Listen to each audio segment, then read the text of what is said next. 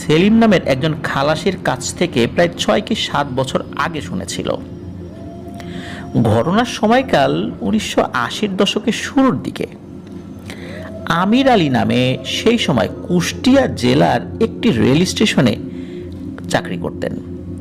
ওনার মূল কাজ ছিল কুষ্টিয়া থেকে দর্শনা পর্যন্ত রেল লাইন দেখাশোনা করা, যেমন লাইনের পাথর, তারপর স্লিপার, পাটাতন সবকিছু ঠিকঠাক আছে কিনা, ঝড়ের সময় কোনো গাছ ভেঙে রেল লাইনের উপর পড়লো কিনা সেগুলো অপসারণ করা, এগুলো ঠিকঠাক করা। তারপরে কোনো মানুষ রেলে কাটা পড়লে বা দুর্ঘটনায় পতিত হলে সেগুলো রেলওয়ে যে পুলিশ, জিআরপি পুলিশ, তাদেরকে জানানো। তারপরে যদি কোনো লাশ পাওয়া যায় সেই লাশ স্টেশনে নিয়ে আসা, তারপর সরকারি বিভিন্ন প্রসেস শেষ করে আত্মীয় স্বজনদের কাছে সেগুলো হস্তান্তর করা। তো কুষ্টিয়া থেকে দর্শনা রেল লাইন দেখাশোনা ছিল তার কাজ। আমির আলীর যে স্টেশনের দায়িত্বে আসলে উনি ছিলেন, তো সেখানে তার থাকার রুম ছিল রেল স্টেশন থেকে বেশ কিছুটা দূরে, দোতলার একটা রুমে উনি থাকতেন। এই রুমে ওঠার জন্য লোহার সিঁড়ি ছিল। তো আমির আলী যেখানে থাকতেন তার আশেপাশে বাড়িঘর ছিল না। একদিন সন্ধ্যার পর প্রচণ্ড ঝড় শুরু হয়।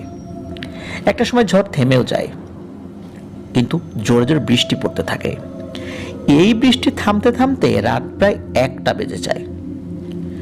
বৃষ্টি থামলে উনি ব্যাটারি চালিত একটি টর্চ লাইট নিয়ে রুমে তালা মেরে বাইরে বেরিয়ে পড়েন। উদ্দেশ্য হচ্ছে রেল স্টেশনে থাকা খালাসিদের সাথে নিয়ে রেল লাইনে ভেঙে পড়া গাছগুলো সরিয়ে দিয়ে লাইন ক্লিয়ার করা, কোনো গাছ ভেঙে পড়েছে কিনা সেগুলো দেখা, যদি পড়ে থাকে সেগুলো ক্লিয়ার করবে আর কি। তো আমির আলী কিছু দূর হাঁটার পর দূর থেকে একটা আওয়াজ শুনতে পান।